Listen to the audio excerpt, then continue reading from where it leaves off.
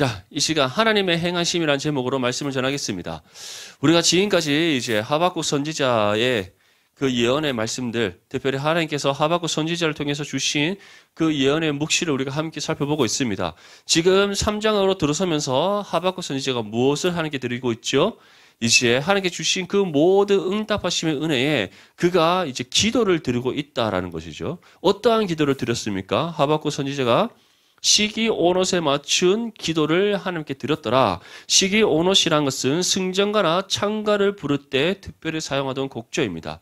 다시 말해 전쟁에 나갔던 군대가 승리하였을 때 하나님 영광의 이름을 찬송하며 우리가 이 시간 이 전쟁에서 이길 수 있었던, 승리할 수 있었던 그 모든 이유가 하나님의 은혜로 인한 것이다 라는 것을 감사하며 영광 올려드리는 그 찬양의 곡조가 시기 오롯이에요. 그렇다면 하박국 선지자가 이 시기 오롯에 맞춘 기도를 드렸던 이유는 무엇입니까? 두 가지로 했죠. 수련회 때 전했습니다. 기억납니까? 이상진? 이제 설교했으니까 이름 거론하면 되겠다. 기억납니까? 시기 오롯에 맞춘 기도를 드렸던 이유. 첫 번째, 하나님께서 이스라엘에게 무엇을 주실 것이기 때문에 반드시 하나님께서 이스라엘을 회복시키실 것이기 때문에 진정한 참된 영적 승리를 주실 것이기 때문에 시기 오롯에 맞춘 기도를 드렸어요. 두 번째 이유는 무엇입니까?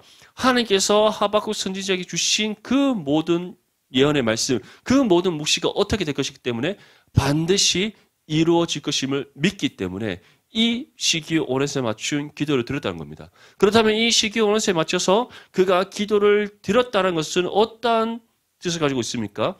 하나님께 드린 이 모든 기도가 반드시 응답된다. 어떠한 응답? 이스라엘의 회복, 이스라엘의 승리라는 그 은혜로 응답되어진다. 그리고 또 다른 하나는 반드시 성취되어진다. 하나님께서 주신 이 모든 예언의 말씀이 반드시 이루어지고 성취되어진다. 이 믿음 가운데 지금 하박국 선지자가 기도를 드리고 있다는 겁니다. 그러면 하박국 선지자가 어떤 기도를 드렸는가? 2절 말씀, 3장 2절 말씀에 이와 같이 말씀합니다. 여호와여 내가 주께 대한 소문을 듣고 놀랐나이다. 여호와여 주는 주의 일을 이 수년 내에 부응하게 하옵소서. 이 수년 내에 나타내시옵소서. 진노 중이라도 긍휼을 잊지 마옵소서. 자, 하박국 선지자의 기도의 핵심은 무엇입니까? 부응이에요. 부응. 영적으로 쇠퇴하고 죄 가운데 죽었던 그 모든 그 이스라엘이 다시 회복되어지고 살아나는 은혜, 쇠퇴하였던 그들의 신앙이 개혁되고 갱신되어지며 영적으로 패역한 그 이스라엘이 다시 영적으로 살아나는 그 은혜, 그 부흥이 임하기를 하박국 선지자는 기도하고 있어요. 근데 그 부흥이 어떻게 임하기를 지금 기도하고 있습니까? 수년 내에 부흥하게 하옵소서. 수년 내에 부흥하게 하옵소서라는 것은 속히 이 부흥의 은혜를 베풀어 주시옵소서라는 기도를 지금 하박국 선지자가 드리고 있었다라는 겁니다. 우리가 이번 수련회 때 정말 간절히 부흥의 은혜를 사모함을 기도했습니다. 아멘? 부흥이 임한 줄 믿습니까? 부흥은 어떻게 임한다고 했죠? 먼저는 개인의 성도들의 삶 가운데 임하고 그 성도들의 임한 그 부흥이 이제는 우리 공동체를 넘어 우리가 살아가고 있는 이 모든 삶의 환경과 우리 사회 가운데 하나님께서 확산되게 하신다고 분명히 전했습니다. 믿습니까? 그 옛날 1907년 장대현 교회에서 임했던 부흥의 역사도 마찬가지예요.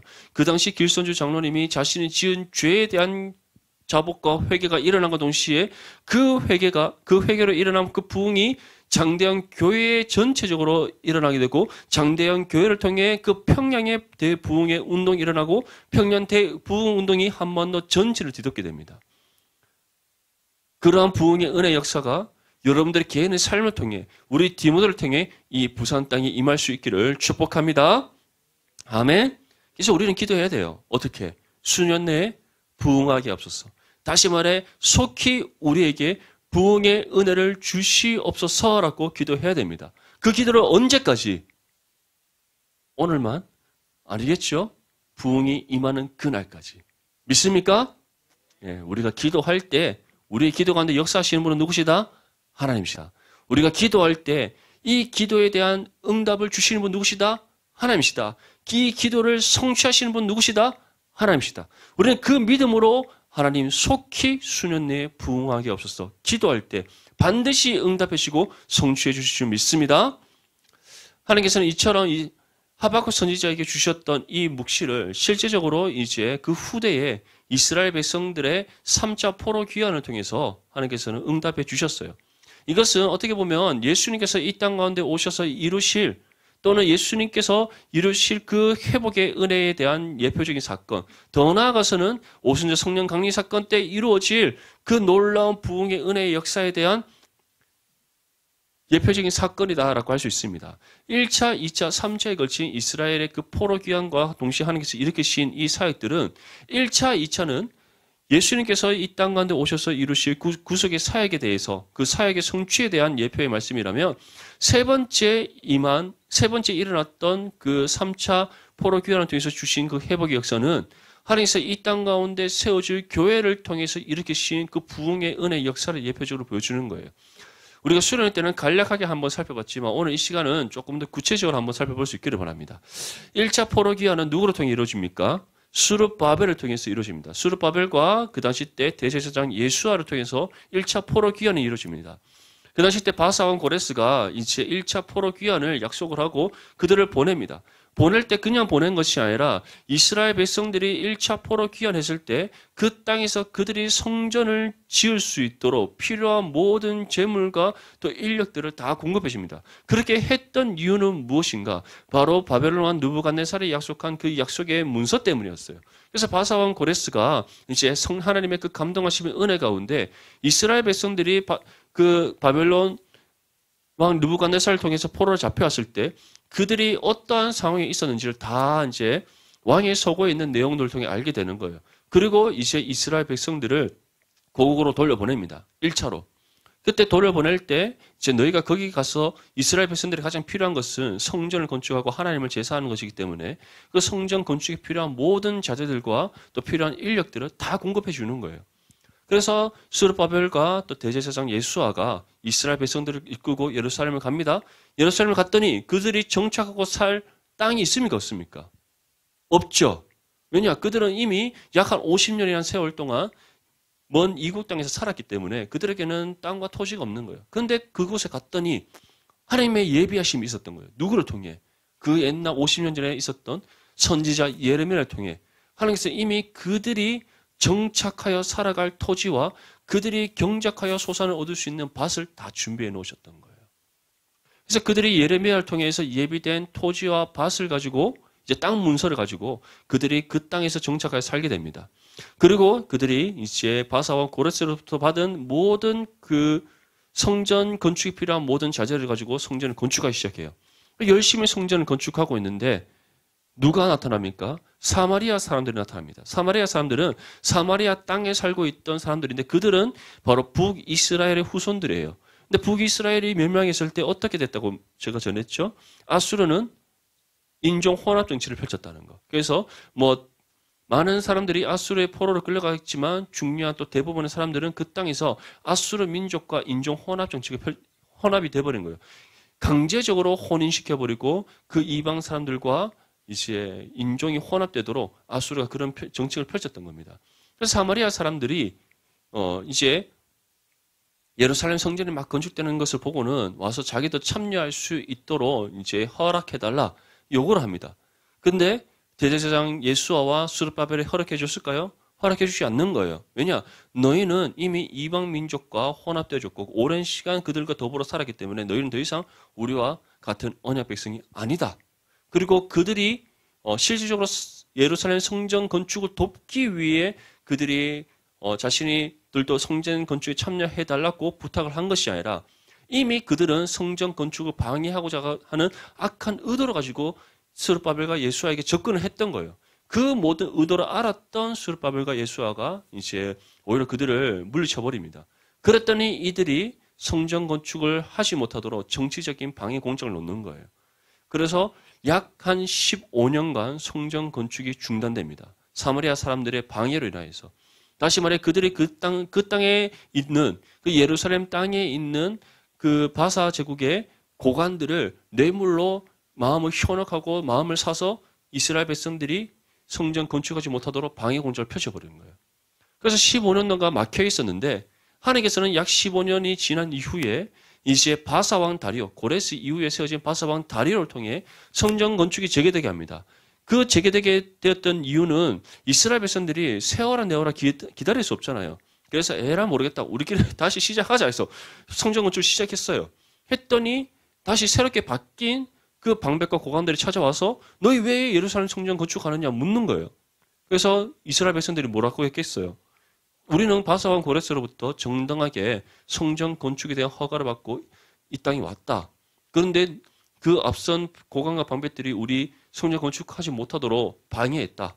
사마리아 사람들의 그런 악한 꾀임이 넘어가서 우리를 건축을 방해했다. 그래서 바사왕 다리오에게 서신을 보냅니다. 이 사람들이 이러이러한 이유로 자신들의 성전 건축하는 것이 합당하다고 하는데 확인해 달라는 거예요. 다리오 왕이 왕에 서고 이제 왕의 기록물이 이제 기록물을 담고 있는 그 소고에 들어가서 바사왕 고레스 때에 내려진 칙령을 살펴봤던 거예요. 봤더니 이스라엘 백성들의 말이 맞았던 겁니다. 그래서 바사왕 다리오가 다시 칙령 조서를 내립니다. 어떠한 조서? 이스라엘 백성들이 성전 건축에 함에 있어서 필요한 모든 재물, 모든 재료, 사람, 인력 다 공급하고 성전이 완공되는 날까지 그 누구도 방해하지 마라. 그 방해하는 것은 곧 누구의 명령을 어기는 것이다. 왕의 명령을 어기는 것이다. 조서를 내려버립니다. 그래서 성전 건축이 이제 완공이 되는 거예요. 이것은 하나의 이스라엘의 역사라고 할 수 있지만 하나님께서 이것을 통해 우리에게 무엇을 보여주고 있습니까? 단순히 성전 건축이 된 게 아니에요. 하나님께서는 예레미야 선지자를 통해 분명히 예언하셨습니다. 너희가 바벨론 왕 느부갓네살을 통해서 멸망당할 거야.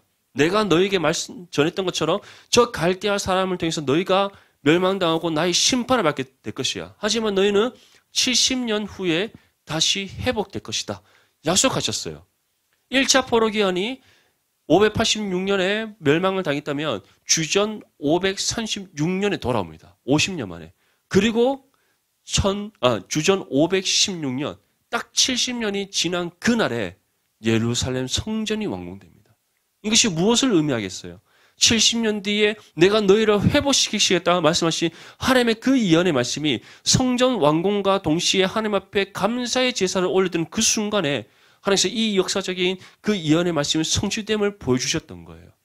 그 하나님이 지금 또 살아계셔서 우리와 함께 하시는 하나님이시를 믿을 수 있기를 바랍니다. 하나님께서는 약속하신 그 말씀을 반드시 성취해 주셨어요. 그냥 성취한 것이 아닙니다.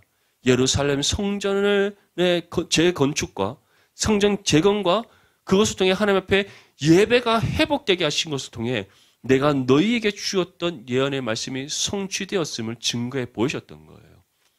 이것이 예수님의 사역을 통해서는 어떻게 우리에게 성취되었습니까? 우리 주 예수 그리스도께서 십자가의 죽음과 부활을 감당하심으로 우리 안에 누가 임하셨습니까? 성령이 임하셨어요. 성령이 우리 가운데 임하셨다는 사실은 무엇을 의미합니까? 우리가 회복된 하나님의 성전이 되었다는 것을 의미하는 거예요. 그 회복된 성전이 되었다는 것이 곧 우리가 하나님과 인격적인 관계의 회복이 이루어졌고 하나님과 우리의 관계를 가로막던 죄의 문제가 해결되었으며 이를 통해 하나님과 화목을 이룬 관계가 되었다는 것을 증거하는 겁니다. 그것이 바로 70년간 포로 생활을 통하여 하나님과 단절된 관계 속에 있던 이스라엘 백성들이 성전 건축을 통해 하나님 앞에 제사를 드릴 수 있게 됨으로써 다시 하나님의 언약 백성으로서 하나님과 회복된 관계 속으로 들어간 그 사건의 성취를 예수님께서 십자가의 죽음과 부활을 통해 우리에게 보여주셨다는 겁니다. 그 은혜가 우리 가운데 임했음을 믿습니까? 하나님과 회복된 관계 속에서 화목을 이룬 그런 관계 속에서 우리가 살아가고 있음을 믿습니까? 그 사실을 믿는다면 우리는 다시금 기억해야 됩니다. 하나님께서는 약속하신 바를 반드시 성취하신다는 것. 반드시 응답하시고 성취해 주신다는 것. 그렇다면 우리에게 약속하신 부흥 주시지 않겠습니까? 당연히 주시겠죠. 수년 내에 부흥하게 하옵소서라고 간구했던 우리의 기도, 하나님 정하신 때에 반드시 응답하시고 이루어 주신다는 사실을 다시 한번 더 믿을 수 있기를 축복합니다. 두 번째, 하나님께서 이제 이 회복의 역사를 어떻게 이루어 주셨는가? 학사 에스라를 통해 2차 포로기한이 이루어지는 그 사건을 통해서 하나님께서는 두 번째 또 회복의 역사를 일으켜 주십니다. 참 안타까운 것은 스룹바벨과 예수아를 통해 대제사장 예수아를 통해 성전 건축이 되어지고 이제 그들이 율법의 가르침을 따라 아침과 저녁으로 하루에 2번씩 번제를 드리고 모든 절기를 따라 그들이 하나님 앞에 구별하여 제사를 드립니다. 얼마나 그 영광스러운 일이었겠어요. 이전에는 하나님을 마음껏 찬양하고 싶지만 포로의 생활 속에 있었기 때문에 마음껏 찬양하지 못했어요. 하나님께 제사를 드리고 예배를 드리고 싶었지만 포로의 생활 가운데 있었기 때문에 그들이 예배를 드릴 수가 없었어요. 그런데 그들이 다시 고국의 땅으로 돌아오고 성전이 건축된과 동시에 이제는 율법의 가르침을 따라 하루에 2번 아침과 저녁으로 번제를 드릴 수 있게 되었고, 그리고 절기를 따라 하나님 앞에 제사를 드릴 수 있게 되었습니다. 이것이 무엇을 의미합니까? 예배가 회복되었다. 하나님과 그들과의 관계의 회복을 통해 하나님께 예배 드릴 수 있는 삶으로 그들이 살아가게 되었다는 것을 보여주는 겁니다. 그런데 이러한 하나님의 은혜가 지속되었느냐? 지속되지 않았다는 거예요. 2차 포로 기한은 수르바벨과 이제 예수아를 통해서 성전 건축이 이루어진 약 50년 뒤에 이루어집니다. 그렇다면 그 할아버지 수르바벨하고 대제사장 예수아 살아 있겠어요, 없겠어요? 없겠죠. 그때 1차 포로 기한을 주도했던 모든 사람들이 이제 이 땅에서의 삶을 마치고 주님 나라에 들어간 이후의 시대입니다. 그들의 후손의 시대예요. 근데 그때에 이제 학사 이스라가 2차 포로 기한을 하게 됩니다. 그리고 그 땅으로 갔더니 이스라엘 백성들의 모습이 너무나도 비참했어요. 어떠한 비참은? 영적인 타락의 비참함을 보여줬습니다. 그들이 얼마 지나지 않아 예수아를 비롯한 수르바벨과 예수아를 비롯한 자신의 믿음의 선진들이 이제 이 땅에서 생을 마감하고 난 이후에 그들의 신앙의 계승을 잘 이어받아야 되는데 그렇지 못했다는 거예요. 그 땅의 이방 민족들과 결혼을 하고 이방 여인을 아내로 삼고 이방 남자를 남편을 삼고 그러면서 그들이 이방 민족과 혼합하여서 신앙의 정체성을 잃어버리고 하나님의 언약 백성으로서의 그런 정체성까지도 그들이 상실되어져 버린 겁니다. 그러한 상황을 지금 누가 목격하게 된 겁니까? 학사 에스라가 2차 포로 귀환에서 예루살렘에 오는 그 순간 보게 된 거예요. 그때 그 이스라엘 백성들의 상황에 대해서 다음과 같이 전합니다. 에스라 9장 1절에서 2절 말씀에 2일 후에 방백들이 내게 나와 이르되 이스라엘 백성과 제사장들과 레위 사람들이 이 땅 백성들에게서 떠나지 아니하고 가나안 사람들과 헷 사람들과 브리스 사람들과 여부스 사람들과 암몬 사람들과 모압 사람들과 애굽 사람들과 아모리 사람들의 가증한 일을 행하여 그들의 딸을 맞이하여 아내와 며느리로 삼아 거룩한 자손인 그 지방 사람들과 서로 섞이게 하는데 방백들과 고관들이 이 죄에 더욱 으뜸이 되었다 하는지라. 지금 이 죄를 누가 앞장서서 행했다라고 말씀하고 있습니까? 이스라엘 백성, 제사장, 레위 사람들, 다시 말해 이스라엘 사람 누구 할 것 없이 직분을 막론하고 모두가 이방 여인들을 아내와 며느리로 삼았더라. 다른 민족과 혼합하여 살았더라. 완전히 뒤섞여 버렸더라. 그들이 하나님을 떠나 세상을 벗삼아 살았더라. 폐역한 그 전 세대의 자신들의 조상들의 그 모든 폐역한 죄를 다시 답습하여 하나님을 떠나 세상의 죄 아래 갇힌 인생의 길로 떨어졌더라. 지금 우리에게 말씀하고 있는 겁니다. 그리고 그 일에 누가 더 으뜸이 되었다? 방백들과 고관들, 다시 말해 이스라엘의 지도자들이 가장 으뜸이 되었더라. 너무나도 비참한 상황이지 않습니까? 이것이 오늘날 우리 디모데를 만약에 조금 연관시켜서 본다면 우리 회장과 부회장과 총무와 서기와 회계와 부회계와 우리 8명의 임원 리더들이 정말 하나님을 믿지 않는 남자친구와 여자친구를 만들어서 세상을 벗삼아 세상의 죄 가운데 거하는 일에 가장 으뜸이 되었다는 이 말이에요. 물론 우리 임원과 리더들 중에서는 그런 사람이 없습니다. 없죠? 아멘? 있긴 있었어요. 잠깐 이제 세상을 벗삼아 갔다가 이제 작년에 회개하고 돌아온 친구도 있고 뭐 그런 친구들도 있지만 그렇지 않죠? 않을 거라 믿습니다. 이런 말이에요. 너무나도 안타까운 상황이지 않습니까? 학사 이스라가 이스라엘로 다시 돌아와서 예루살렘 성전이 다시 건축되었음에 불구하고 그들이 하나님을 향해 예배하지 아니하고 우리 이방 민족들과 통혼하여서 그들과 섞여 살아가고 있다는 거. 근데 그냥 결혼만 했겠어요? 아니겠죠? 그 이방 사람들과 결혼한과 동시에 자신들의 자녀들까지 낳아서 살았을 거 아니에요. 너무나도 폐역한 인생의 길로 치달은 이스라엘 백성들. 그런데 그들이 그와 같은 죄의 길에 빠져서 죄의 늪에 허덕이고 있음에도 불구하고 그들이 무엇을 하지 않는 겁니까?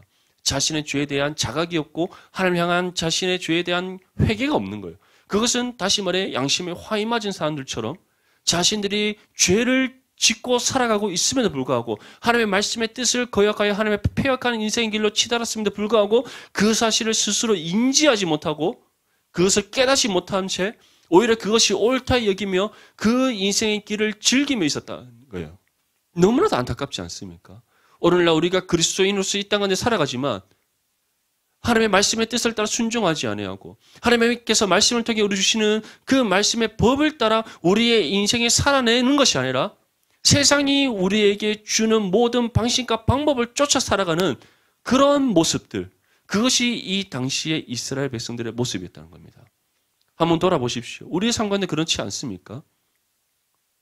요즘 토요일, 1년에 토요일날 토익 몇 번치입니까? 4번치죠.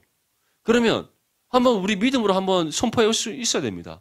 다른 사람들은 다 주일 나가서 하루가 멀다 하고 매번 시간 날 때마다 토익 치러 간다면 나는 4번 만에 성공하리라. 이런 믿음 없습니까? 아멘? 이런 믿음이 있어야 돼요. 왜 없습니까? 참고로 제 친구는 토익 시험 한 번도 안 치고 공부만 하다가 토요일 한 번 딱 치러 갔는데 930 몇 점 받았어요. 그러고 난 뒤에 뭐 됐네요. 끝내버렸어요. 그래갖고 실제로 걔가 그렇다면 영어나 잘했는가? 그렇지 않아요. 걔가 어떻게 공부를 했는지 아세요? 나는 토요일 날 시험 칠 거야. 이렇게 얘기하더라고요. 다들 너 그래서 안 돼. 정신 차려. 다 그렇게 아니야. 내가 영어 잘 못하지만 이 믿음 갖고 내가 열심히 공부하면 하나님 분명히 응답해 주실 거야. 진짜 그렇게 해서 시험 쳤는데 한 번 딱 치러 갔는데 그렇게 받았어요. 아멘? 그런 믿음이 있어야 됩니다. 그런 믿음이. 다른 친구들은 막 온갖 자격증 다 따서 스펙 쌓아서 막 취업하려고 노력을 하잖아요. 맞죠? 그래서 만약에 자격증 시험 치러 가면 다 주일날 시험 치니까 주일날 시험을 오전에 치고 나면 피곤하잖아. 점심을 먹고 집에 와서 좀 잠 좀 자서 좀 피로를 좀 풀었다가 사람법 모임 때 가지. 이런 자세가 아니라 내가 그딴 스펙 하나도 없어도 내가 믿음으로 창업하리라. 아멘? 부산에 취업할 데가 없다면서요. 그럼 창업해야지. 만들면 되죠. 왜 그 믿음이 없어요? 그 믿음이. 내가 항상 이런 이제 안타까움을 한번 얘기할게요. 삼성이 대구에서 시작했잖아요. 대구 가면은 삼성물산 본사 처음 세웠던 그 건물 기념관으로 삼성에서 만들어졌어요. 그리고 제일모직이 본사가 원래 대구에 있었어요. 그래서 그 제일모직 공장이 이제 대구 침산동에 있거든요. 그래서 삼성이 이제 한 10년 안 됐겠네. 한 8, 9년 전에 창조경제산업단지라고 해서 만드는데 사실 산업단지가 아니라 그냥 거기 쇼핑몰처럼 이렇게 만들어놨어요. 삼성이. 그 땅을 팔아라 해도 안 파는 거야. 그래서 그렇게 만들어놨어요. 근데 이게 삼성이 다 빠졌잖아요. 그 대구에서도 여러 대기업 하나도 없잖아요. 그런 기업이 없으니까 막 청년들이 취업을 할 데가 없다. 막 이런 말이 많았어요. 그래서 제가 하루는 친구들한테 이런 얘기 했었죠. 야, 삼성도 어떻게 보면 대구에서 시작해서 지금의 삼성이 됐는데 우리 중에서도 누군가가 오늘날의 삼성을 만들 수 있지 않을까? 친구가 야, 요즘 시대는 그런 거 안 돼. 이렇게 얘기하는 거예요. 믿음 없는 모습이죠. 안 되는 게 어디 있습니까? 하나님 살아 계시는데. 하나님이 우리와 함께 하시고 우리에게 선한 지으시면 안 될 게 뭐 있겠어요? 맞죠? 페이스북이 그냥 페이스북이 됐겠습니까? 처음에는 막 친구들끼리 네트워크 만든다고 막 하다 보니까 그게 페이스북이 된 거예요. 별거 없습니다. 맞죠? 다 그렇게 시작하는 거예요. 우리 사랑하는 디모데 지체들, 우리가 세상의 방식을 쫓아 살아가는 그 순간 지금 스룹바벨과 예수를 통해 하나님께서 회복시키신 그 신앙을 잃어버린 이스라엘 백성들처럼 우리 또한 세상 속에서 세상의 풍파에 휩쓸려서 세상의 방식과 방식을 쫓아 세상의 죄의 지배 아래 갇히게 되는 어리석음을 범할 수 있다는 사실을 기억할 수 있기를 바랍니다. 여러분, 취업 어렵습니까? 취업이 어렵다고 해서 취업할 곳이 없는 것은 아니잖아요. 그리고 취업할 곳이 없습니까? 실제로 마음에 드는 것이 없어요? 그러면 만들면 되잖아요. 맞죠? 하나님께서 길을 만드시는 분인데 기업 하나 못 만들까요? 맞죠? 한 번씩 내가 얘기하지만 홍해가 양좁게는 15km, 넓게는 30km가 벌어졌어요. 상상이 됩니까? 길을 만드신 하나님께서는 그런 하나님이십니다. 요단강을 건널 때 지금 이스라엘 백성들이 서 있는 그 땅에서부터 25km 떨어져 있는 아담 성읍에서부터 물이 멈췄어요. 그러면 아담 성읍에서부터 이스라엘 백성들이 서 있는 자리까지 25km입니다. 이스라엘 백성들이 서 있는 자리에서부터 요단 강물이 끝나는 사이 입구까지가 25km예요. 그럼 몇 킬로미터가 강물이 끊겨서 마른 바닥이 된 겁니까? 일순간에 50km입니다. 길을 만드신 하나님은 그런 하나님이세요. 그 견고한 여리고성, 아주 견고한 여리고성. 실질적으로 역사학자들이 말하기를 수십만 명이 동시에 여리고성 성곽 위에 다 서도 무너지지 않을 만큼 견고한 여리고성입니다. 근데 그러한 여리고성 하루에 한 바퀴씩 돌고 마지막 7번째 날 7번 돌고 소리 외쳤더니 무너졌어요. 사람의 생각으로 일어날 수 있는 일입니까? 지금 또 누구도 할 수 없는 일이에요. 근데 하나님은 하셨다는 거예요. 근데 그런 하나님께서 우리에게 지혜를 주시고 우리가 하나님의 말씀의 법을 따라 하나님의 방식을 쫓아서 우리가 살아갈 때 우리의 앞길 열어주시지 않겠습니까? 그런 믿음 가운데 살아가는 저와 여러분 될 수 있기를 축복합니다. 이러한 이스라엘 백성들의 폐악한 모습을 보고 에스라는 통곡하며 하나님께 울었어요. 그 당시 이스라엘 백성들의 폐악한 모습, 신앙을 잃어버리고 다시 쇠퇴한 인생 길의 나락으로 떨어진 그 이스라엘 백성들을 보면서 통곡하며 탄식하며 울었습니다. 그리고 다음과 같이 하나님께 회개의 기도를 드립니다.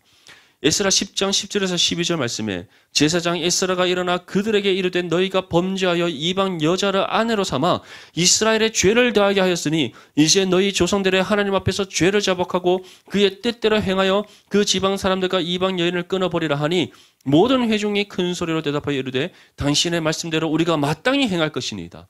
그가 이스라엘 백성들의 죄를 사실 에스라가 죄를 지었지 않았음에도 불구하고 그가 이스라엘 백성들을 대표하여 하나님 앞에 통곡하고 탄식하며 회개하고 난 이후에 이제 이스라엘 백성들에게 말하는 거예요. 너희들 모든 이방 여인들 다 끊어내라. 너희가 지금 혼합되어져 있는 그 모든 이방 민족들과 관계를 모두 끊어내라.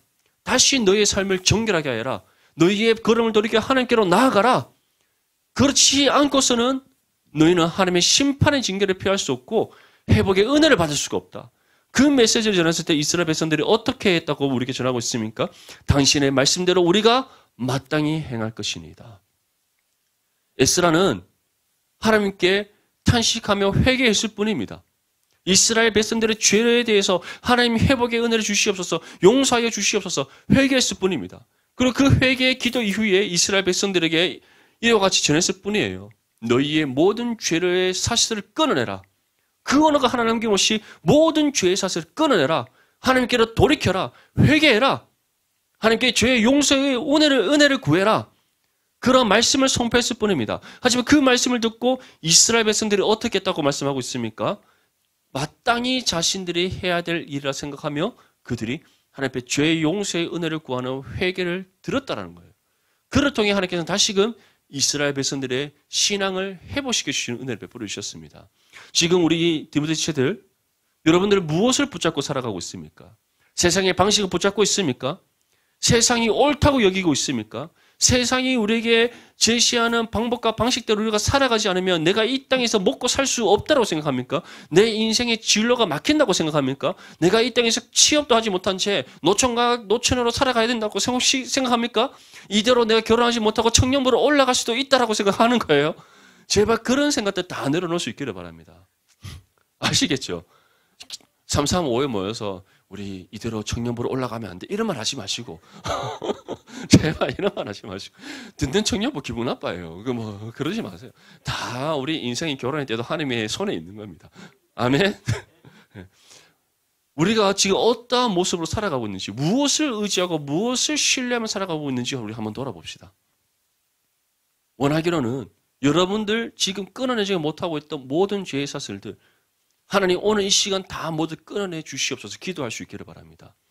내가 내려놓지 못하고 내가 벗어던지지 못하는 모든 세상의 삶의 방식과 방법들, 또 내 가치관과 나의 생각과 마음을 짓누르고 있는 모든 세상의 가치관들, 오늘 이 시간 주님 다 떠나가게 하시고 모두 벗겨내시고 다시 새롭게 변화시켜서 하나님의 말씀의 법을 따라 행하는 삶이 될 수 있도록, 오직 하나님의 말씀의 그 가르침을 따라 우리의 삶이, 우리의 신앙의 삶이 다시 개혁되어지고 갱신될 수 있도록 이 시간 기도할 수 있기를 바랍니다. 그렇게 우리가 기도하면서 힘써 살아갈 때 우리의 길을 열어주신 하나님, 새 길을 열어주시고 만드시는 하나님, 세상이 감당할 수 없는 일을 우리로 하여금 감당케 하시는 하나님이시라는 사실을 믿을 수 있기를 축복합니다. 마지막 세 번째 하나님께서 일으키신 회복의 역사는 바로 총독 느헤미야를 통해서 일으키신 3차 포로 귀환을 통해서 이제 이루어집니다. 이때 이제 우리가 지난 여름 수련 때 함께 살펴봤듯이 하나님께서 어떤 은혜를 주셨습니까? 바로 부흥의 은혜를 주셨다는 것. 근데 이 부흥의 은혜가 임하기 이전에 먼저 하나님께서 해보시키신 사건이 있습니다. 그것이 바로 무너진 예루살렘 성벽을 재건하는 것이었어요. 자, 1차 포로 귀환을 통해서 예루살렘 성전이 건축되었습니다. 그래서 하나님과 이스라엘 백성들의 관계가 회복이 되었어요. 하나님을 예배하는 삶으로 나아갔습니다. 이것이 바로 예수님께서 십자가 죽음과 부활을 통해서 이루신 구속의 은혜가 오늘날 우리에게 임한 그 구속의 은혜에 대한 예표적인 사건이라고 얘기했습니다. 그래서 우리가 예수님의 그 구속하심의 은혜를 받아 하나님과 회복된 관계 속에서 화목을 이루어 하나님을 예배하는 삶을 살아갈 수 있는 겁니다. 그런데 우리는 여전히 연약한 육신의 몸을 입고 있기 때문에 세상의 유혹 가운데 빠질 수가 있고 또는 세상의 풍파에 우리가 휩쓸릴 수도 있으며 무엇보다 우리 또한 하나님 앞에 범죄한 인생길로 나아갈 수가 있는 거예요. 그것이 바로 2차 포로 귀환 때 이스라엘 백성들의 모습이었어요. 그런데 하나님께서는 다시 말씀을 통해 그들의 신앙을 일깨우시고 자신들의 모든 죄를 자복하여 회개함으로써 용서하여 주시고 회복시켜 주신 은혜를 베풀어 주셨습니다. 이것이 바로 오늘날 우리가 하나님의 자녀로서 이 땅 가운데 살아갈 때 우리의 모든 죄를 하나님의 말씀을 통해서 깨달았을 때 자복하고 회개하며 나아가면 하나님께서 용서해 주신 은혜, 날마다 우리의 신앙을 새롭게 하시고 우리의 심령을 새롭게 변화시키시는 그 은혜, 그것을 예표하는 하나의 사건이었어요. 그렇다면 이제 예루살렘 성벽이 3차 포로 귀환을 통해서 재건되는 것은 무엇을 의미하는가? 바로 이와 같이 회복된 하나님의 자녀들이 그리스도의 몸된 교회를 이루는 하나의 예표적인 사건으로 우리에게 보여주신 일이었습니다. 이제 3차 포로 귀환 통해서 단 54일 만에 예루살렘 성벽이 재건됩니다. 정말 놀라운 은혜의 역사였죠. 각 지파별로 각 구역을 맡고 동시다발적으로 아침과 저녁으로 쉬지 않고 교대하면서 교대 근무. 와, 이때 벌써 2차 교대 근무 있었던 거예요. 낮과 밤으로 교대하면서 성벽 54일만 다 지어버립니다. 정말 놀라운 사건이죠. 아우, 참. 이때 벌써 2교대 근무가 있었다는 거. 정말 놀라지 않습니까? 아유. 이런 놀라운 하나님의 은혜 사건으로 이제 성벽이 재건됩니다. 근데 재건된 것을 그치지 않죠. 그 다음에 하나님께서 어떤 은혜를 주셨다?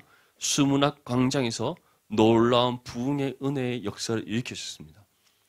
무엇을 통해? 하나님의 말씀의 선포, 그리고 그 말씀이 선포될 때 임한 하나님의 그 말씀의 능력으로 부흥의 은혜, 쇠퇴하였고 죽었던 이스라엘 백성들의 신앙이 다시 되살아나게 하시고 회복되게 하시는 놀라운 전인격적인 그 부흥의 은혜 역사를 일으켜 주셨다는 거예요. 느헤미야 9장 1절에서 5절 말씀.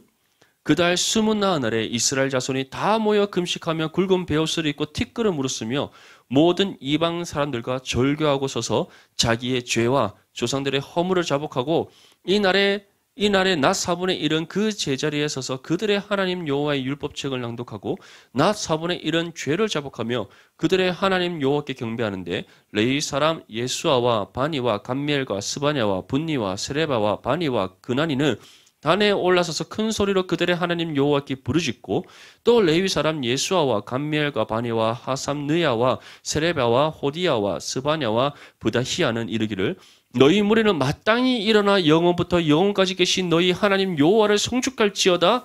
주여 주의 영화로운 이름을 송축할 것은 주의 이름이 존귀하여 모든 송축이나 찬양에서 뛰어남이니이다. 아멘. 자, 수문학 광장에서 예수아가 하나님의 말씀을 낭독합니다.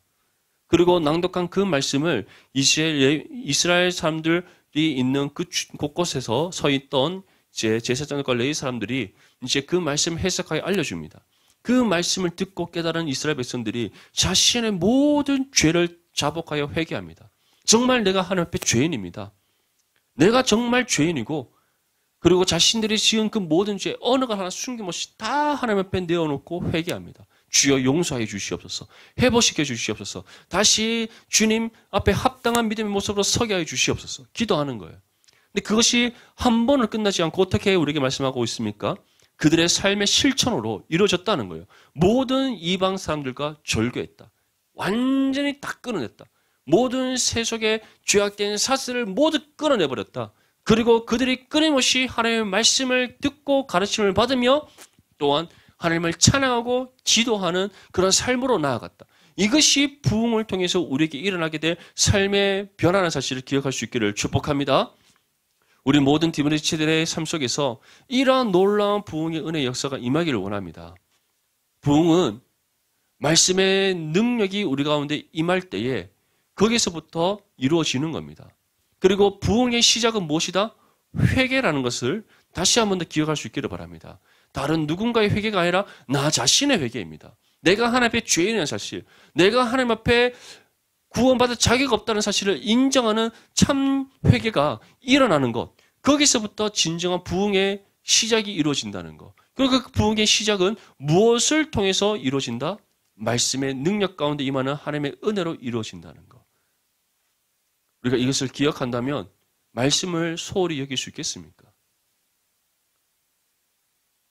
이 성경책을 주일날 올 때 가지고 오는 하나의 책장 속에 꽂혀있는 전시물처럼 여기서 되겠습니까? 그래서는 안 되겠죠. 우리가 이 말씀을 복 있는 사람으로서 이미 구원의 은혜와 복을 받은 하나님의 자녀로서 날마다 즐거이 주야로 묵상하는 믿음의 삶을 살게 될 줄 믿습니다. 우리가 그 말씀을 늘 가까이 하고 말씀을 읽고 묵상할 때 말씀의 능력 가운데 하나님께서 날마다 우리의 신앙이 갱신되고 개혁되게 하시는 진정한 부흥의 은혜의 역사를 날마다 맛보게 하실 줄 믿습니다. 또 그 은혜를 우리가 맛보며 살아갈 때 우리는 더 이상 세상을 의지하지 않습니다. 세상의 방식과 방법을 쫓지 않습니다. 세상을 두려워하지 않습니다. 오히려 믿음의 담대함으로 우리가 주어진 신앙의 삶을 살아가게 될 것이고 주님께서 가라 명하신 의의 길을 따라 믿음으로 온전히 순종하며 나가게 될 것입니다. 그리고 오직 하나님께서 말씀을 통해 주시는 그 말씀의 가르침을 따라 하나님께서 우리에게 원하시는 삶의 양식을 쫓아 살아가는 진정한 믿음의 삶으로 변화될 줄 믿습니다. 이처럼 지금까지 살펴본 이스라엘 회복과 부흥은 이미 하박국 선지자의 기도에서 예언되고 있습니다. 하박국 선지자는 이스라엘의 부흥만을 위해서 기도하지 않았습니다. 부흥과 함께 무엇을 위해서 기도했죠? 하나님 영광이 온 하늘을 덮고 하나님의 찬송이 세계에 가득하기를 기도했다는 것. 오늘 본문 3절과 4절 말씀 다시 한번 더 읽어보겠습니다. 시작. 하나님이 대만에서부터 오시며 거룩한 자가 바란산에서부터 오신노다 셀라. 그의 영광이 하늘을 덮었고 그의 찬송이 세계에 가득하도다. 그의 강명이 햇빛 같고 광선이 그의 손에서 나오니 그의 권능이 그 속에 감추어졌도다. 아멘. 여기서 대만과 바란산이라는 것은 이 당시 하박국 선지자가 활동하던 그 당시에 요단 동쪽에 있는 에돔 지역. 에돔은 에서의 후손입니다. 에서가 누군지는 알죠? 에서 누굽니까? 에서 누구예요? 중등부 교사. 우리 지금 창세기 하고 있잖아. 하나 바이블.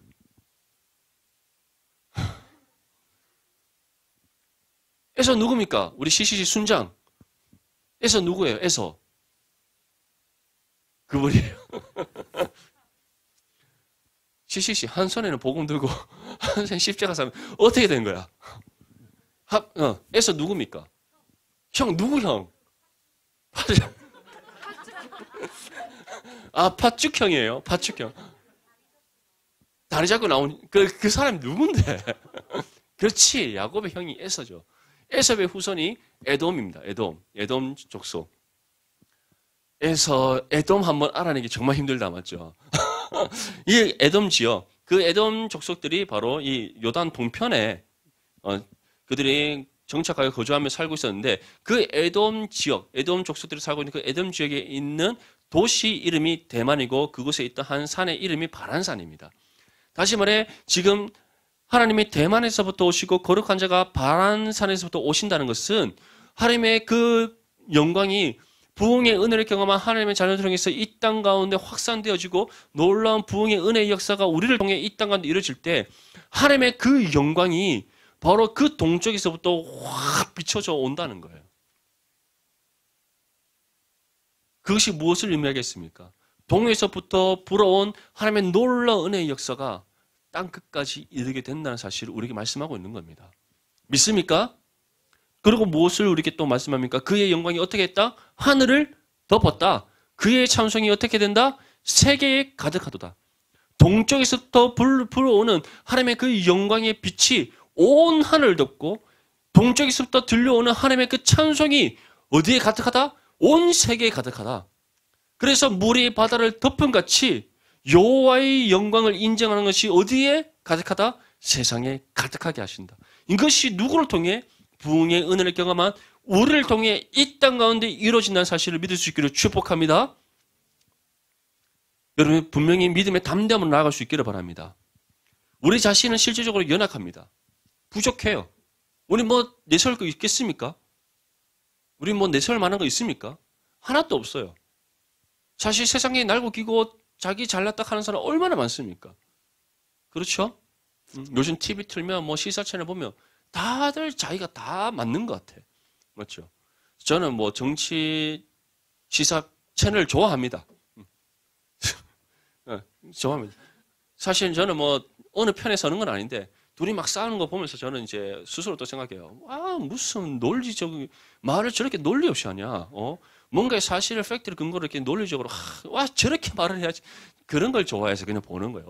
뭐 정치적인 성향 이런 건 별 관심 없습니다. 그런데 중요한 거 그런 시사 패널에 나오는 전문가들 보면 다 자기들이 말이 옳은 것 같고 세상에 자기보다 똑똑한 사람 없는 것 같고 자기들이 모든 세상에 대한 모든 것을 아는 것처럼 말을 해요. 근데 그렇습니까? 그렇지 않잖아요. 맞죠? 근데 그런 사람들 실제로 그 사람들과 우리 자신을 비교했을 때 우리가 얼마나 부족한 존재들입니까? 맞죠? 우리 뭐 학벌 있습니까? 없죠? 우리 스카이 없잖아. 대한민국은 무조건 스카이. 하늘이잖아요. 스카이. 없잖아. 없죠? 스카이 못 갔잖아. 맞지? 아, 그렇지. 가고도 남는다고? 못 갔잖아. 안 가. 못 간 것이. 내 친구가 그러더라고. 서울대 정치학과 수석으로 붙은 애가, 내 친구 다른 애가, 난 갈 수 있으면 안 갔어. 못 간 거야. 내 친구가 분명히 그랬어. 모든 거는 못 간 거예요. 없잖아요. 맞죠? 우리 유학파 있습니까? 유학파. 나는 하버드를 나왔다. 뭐, 없잖아요. 맞죠? 우리 유학파도 없잖아. 우리 뭐, 10대 대기업 다니는 친구 있습니까? 없잖아요. 맞죠? 우리 아버지는 국회의원이다. 있습니까? 없잖아요. 우리 뭐 아무것도 없잖아. 근데 우리는 기억해야 됩니다. 그것보다 더 뛰어난 분이 우리 아버지 되시잖아요. 누굽니까? 하나님. 비교가 됩니까? 하나님과 세상에 그 어떤 것도 하나님과 비교가 될 수 없어요. 근데 그러한 하나님께서 무엇을 말씀합니까? 부흥의 은혜가 임한 우리의 삶을 통해 여호와를 인정함이 물이 바다를 덮은 같이 되게 하신다. 또 동에서부터 서까지 온 세상에 우리의 삶을 통해 하나님의 영광이 가득하게 비춰지게 하시고 여호와의 찬송이 온 세계에 울려 퍼지게 하신다. 이것이 누구를 통해? 우리를 통해 이루신 하나님의 은혜의 역사라는 사실을 기억할 수 있기를 축복합니다. 그러한 하나님께서 우리의 아버지시고 그러한 하나님께서 우리와 함께 하시며 그 하나님께서 친히 우리의 삶을 통해 이 역사를 이루실 것임을 분명히 약속하고 계시는데 우리가 세상을 의지하고 세상에 소망을 두고 세상의 방법과 방식을 쫓아 살아가면 되겠습니까? 안 되겠습니까? 안 된다는 거예요. 나무 의사가 중요한 게 아니라 나무는 알아서 지가 고쳐질 거예요. 너무 거기에 목매다지 말고 오케이? 나무 의사가 중요한 거 아닙니다. 나무 의사가 중요한 게 아니에요. 항상 하나님을 우리가 바라보고 의지하고 신뢰하면서 하나님께서 우리에게 주시는 말씀의 법을 지켜 행하는 저와 여러분들이 될 수 있기를 축복합니다. 마지막으로 하박국 선지자는 다음과 같이 기도합니다. 우리 본문 5절과 6절 말씀 함께 읽겠습니다. 시작. 역병이 그 앞에서 행하며 불덩이가 그의 발밑에서 나오는도다. 그가 서신즉 땅이 진동하며 그가 보신즉 여러 나라가 전율하며 영원한 산이 무너지며 무궁한 작은 산이 엎드러지나니 그의 행하심이 예로부터 그러하시도다. 아멘. 무엇이라고 말씀합니까? 역병이 그 앞에서 행한다. 불덩이가 그의 발밑에서 나온다. 이것은 이스라엘이 출애굽 사건 가운데 일어났던 애굽의 10가지 재앙, 그 재앙을 다시금 우리에게 말씀하는 겁니다. 실질적으로 이스라엘의 출애굽 과정 속에서 애굽에 임했던 10가지 재앙 중에서 역병과 불덩이, 이 불덩이는 장티푸스를 얘기해요. 장티푸스. 장이 일어나는 그런 이제 장 트러블. 그것을 장티푸스를 얘기하는 건데, 이 역병과 불덩이, 실질적으로 이스라엘이 출애굽하는 과정에 애굽에 내렸던 10가지 재앙 보면 막 이가 기어 나오고, 맞죠? 막 온갖 질병이 나타나고 그런 일들이 일어났었잖아요. 그러한 일들이 하나님께서 다시금 우리에게 약속하는 겁니다. 그 애굽, 그 당시에 초강대국이 있던 애굽이 하나님의 그 10가지 재앙과 그 심판 아래 그들이 손 하나 까딱하지 못했습니다. 그처럼 지금 우리 눈앞에 두렵게 느껴지고 우리 눈앞에 거대하게 느껴지는 그 세상이 하나님의 그 심판이 임할 때 그들은 손 하나 까딱하지 못한다는 겁니다. 그리고 또 무엇일까 말씀합니까?